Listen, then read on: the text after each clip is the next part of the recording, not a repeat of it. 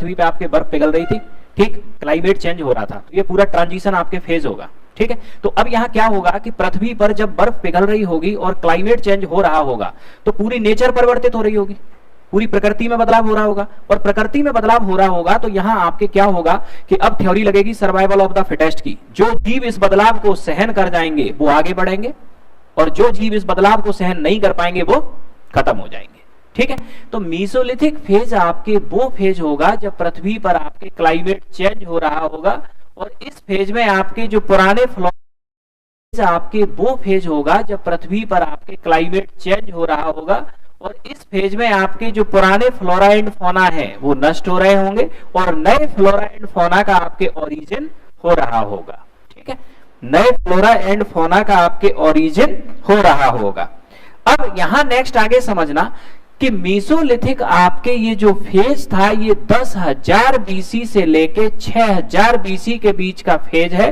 ये आपके एक ट्रांजिशन फेज है। किसके बीच का ट्रांजिशन? पैलियोलिथिक एंड नियोलिथिक के बीच का ट्रांजिशन। इस फेज में पृथ्वी पर क्लाइमेट चेंज आपके हो रहा था, जलवायु परिवर्तन, बर्फ पिघल रही थी और टेम्परेचर आपके धीरे धीरे बढ़ रहा था, ठीक है।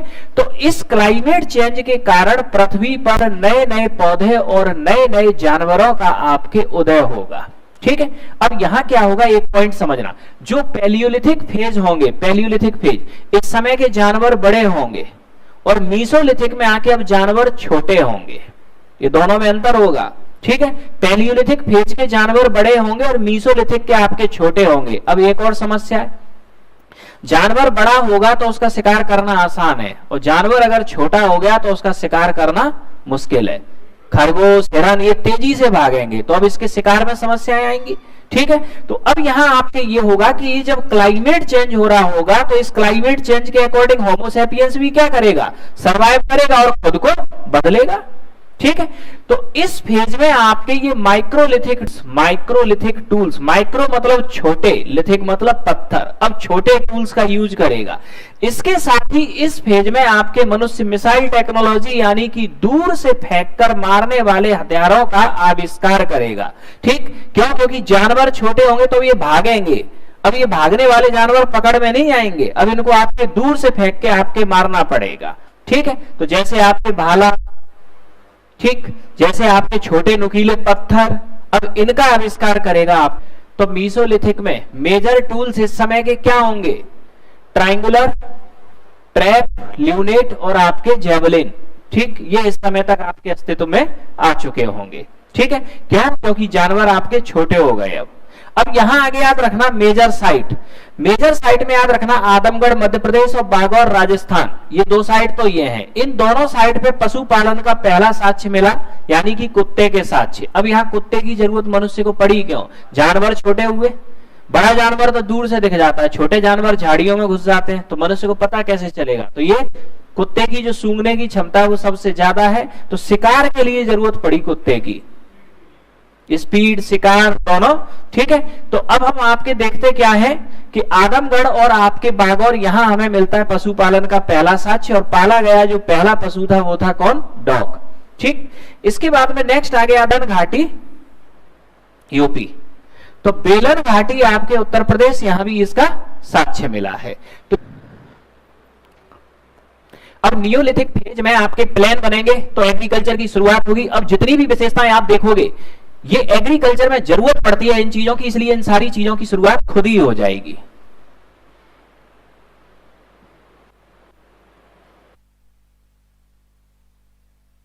रूरल सिविलाइजेशन, हिंदी तो ग्रामीण सभ्यता ही होगा इसका।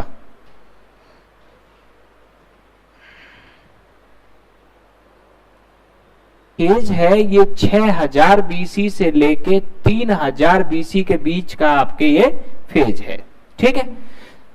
नियोलिथिक वर्ड का सबसे पहले यूज आपके किया था किसने? जॉन लुबाक, ठीक। अब यहां याद रखना कि इस फेज में एग्रीकल्चर की दशाएं हमें मिलने लगी, एग्रीकल्चर की दशाएं मिलने लगी, तो इसका मतलब अब एग्रीकल्चर स्टार्ट होगी। अब एग्रीकल्चर करने के लिए किस किस चीज की जरूरत पड़ती है ये सब आप सोच लो, वो सब कुछ इसमें मिलेगा आपको, ठीक। अब एग्रीकल्चर अगर आपको करना है तो पशुपालन की जरूरत पड़ेगी, बिल्कुल पड़ेगी, गाय बैल भैंस चाहिए ही चाहिए आपको, ठीक। इसके अलावा आपके जब जो फसल होगी उसे रखने के लिए क्या चाहिए, बर्तन चाहिए, तो इसका मतलब ये भी होगा टूल्स। तो नियोलिथिक फेज यानी कि नवपाषाण काल के प्रमुख अगर हम हथियार आपके देखें तो इस समय के हथियारों में हैंड एक्स, कुल्हाड़ी, चीसेल, भाला, तीर धनुष, इसके अलावा खुरपी, छेनी, कुदाल, हथौड़ा। तो ये तो सब आपके कौन से हथियार आ गए, खेती से संबंधित, और ये हंटिंग से संबंधित, शिकार अभी भी जारी था। ठीक है। इसके बाद में याद रखना कि इस समय की मेजर साइट्स देखें तो सबसे पहली साइट याद रखना मैहरगढ़, पाकिस्तान। नियोलिथिक फेज की शुरुआत हमने 6000 बीसी से बताई है, लेकिन मैहरगढ़ साइट की आपकी जो तिथि है ये 7000 बीसी के आसपास की है। ये नियोलिथिक फेज शुरू हुआ है, उससे भी पुरानी साइट मानी जाती है। तो oldest site of Neolithic phase, नवपाषाण काल की सबसे पुरानी साइट है मैहरगढ़। दूसरा, एग्रीकल्चर का सबसे पहला साक्ष्य जो हमें मिला है वो कहां मिला है, मैहरगढ़। ठीक है। इसके अलावा याद रखना कि मैहरगढ़ को हम उस नियोलिथिक फेज का ब्रेड बास्केट बोलते थे, इसे खाने की टोकरी। क्या बोलते थे इसे, ब्रेड बास्केट, खाने की टोकरी। ठीक है। इसके अलावा याद रखना कोल्दी हवा, ये उत्तर प्रदेश में इलाहाबाद के पास एक जगह, भारत में चावल का पहला साक्ष्य आपके अगर मिला है तो कहां मिला था, कोल्दी हवा। ठीक है।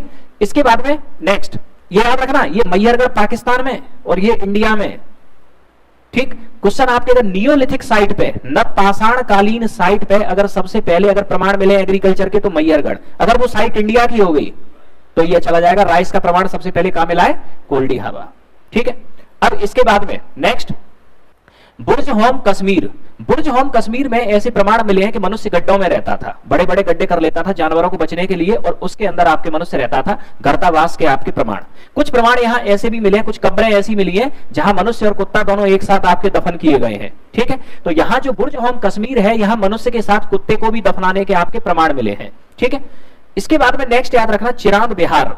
चिरांद बिहार में आपके हिरण की हड्डी से बने आपके क्या मिले हैं, टूल्स यानी कि हथियार मिले हैं। तो चिरांद बिहार में आपके हिरण की हड्डी से बने हुए आपके कौन सा टाइम पीरियड है, जहां हिस्ट्रिकल या आर्कियोलॉजिकल एविडेंस तो हमारे पास है, स्क्रिप्ट भी आ चुकी है, लेकिन स्क्रिप्ट आज तक पढ़ी नहीं गई है। ठीक है। तो लिटरेचर एविडेंस हमारे पास नहीं है। 3000 बीसी से 750 बीसी के बीच का टाइम फेज है आपके ये, और इसे हम कहते हैं चैल्कोलिथिक या ब्रॉन्ज एज सिविलाइजेशन, यानी कि आपके ताम्रपाषाण या कांस्य युगीन सभ्यता, ताम्रपाषाण या कांस्य युगीन सभ्यता। ठीक। ये वो फेज है जहां आपके मनुष्य मेटल का यूज करना सीख गया था, और सबसे पहले आपके जो मनुष्य ने यूज किया था वो किसका, कॉपर। अब ये जो आपके लिथिक यानी कि ब्रॉन्ज एज सिविलाइजेशन, तो ब्रॉन्ज एज सिविलाइजेशन की अगर हम आपके बात करें, ताम्रपाषाण या कांस्य युगीन सभ्यता, ताम्रपाषाण या कांस्य युगीन सभ्यता। तो ताम्रपाषाण या कांस्य युगीन सभ्यता की अगर हम बात करें तो इसको हम 3 फेज में डिवाइड करते हैं, हड़प्पा से पहले, हड़प्पा सिविलाइजेशन और हड़प्पा के बाद। ठीक है। हड़प्पा से पहले आपके जो सिविलाइजेशन है आपके, इसका time phase before Harappa 3000 BC से 2350 बीसी, और ये आपके कैसी सिविलाइजेशन थी, रूरल सिविलाइजेशन। ठीक। क्योंकि नियोलिथिक के जस्ट बाद आई है आपके, तो ये भी रूरल होगी। यहां आपके जब सरप्लस एग्रीकल्चर प्रोडक्शन होगा तो ये रूरल सिविलाइजेशन किस में कन्वर्ट होगी, अर्बन में।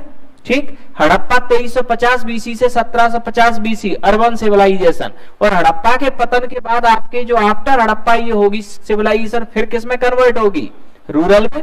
ठीक है। अब इन तीनों को हम एक बार आपके समझ लें। तो सबसे पहले आपके बिफोर हड़प्पा, हड़प्पा नोट कर लिया।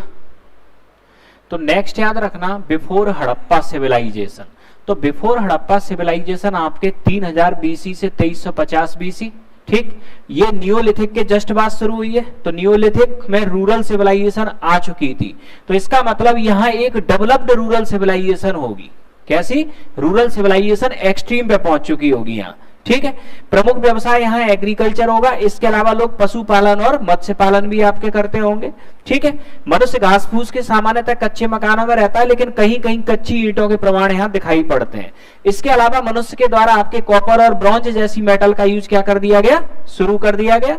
अब नेक्स्ट यहाँ याद रखना कि यहाँ आपके इस फेज में चूंकि मेटल का यूज हुआ, तो इस वजह से आपके यहाँ जो हल होंगे आपके खेत को जोतने वाले मेटल के बनेंगे, उससे एग्रीकल्चर प्रोडक्शन बढ़ेगा, अनाज ज्यादा होगा।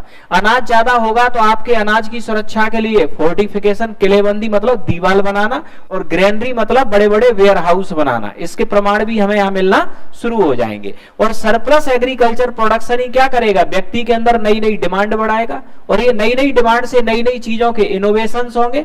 ठीक। अब नई नई चीजें लेने के लिए व्यक्ति बार्टर सिस्टम की जगह आपके करेंसी सिस्टम में मूव करेगा और इसके फेज के तुरंत बाद आपके ये सारी की सारी सभ्यता कन्वर्ट हो जाएगी अर्बन सिविलाइजेशन में। यानी कि उस अर्बन सिविलाइजेशन या हड़प्पा सिविलाइजेशन का जो आधार होगा वो ये फेज होगा, क्योंकि इस फेज में आके सरप्लस एग्रीकल्चर प्रोडक्शन शुरू होगा जो मनुष्य की जरूरतों को बढ़ाएगा, जरूरतें आपके नए नए आविष्कार बढ़ाएंगे, यहाँ करेंसी सिस्टम आएगा और हमारा सिस्टम अर्बन सिविलाइजेशन में कन्वर्ट हो जाएगा। इस फेज की major site Mundigarh Afghanistan, Mehrgarh Kotdiji Pakistan, Rakhigarhi Banawali Kalibanga India. अगर कोई इंसिडेंस इन सारी साइट को देखें तो ये सारी की सारी हड़प्पा सिविलाइजेशन की साइट है। ठीक, तो इसका मतलब हड़प्पा का भी जो विकास हुआ है वो इसी जगह पे आगे एक क्रमिक विकास के दौरान हुआ है। ठीक, तो ये हमने आपके देखा बिफोर हड़प्पा फेज।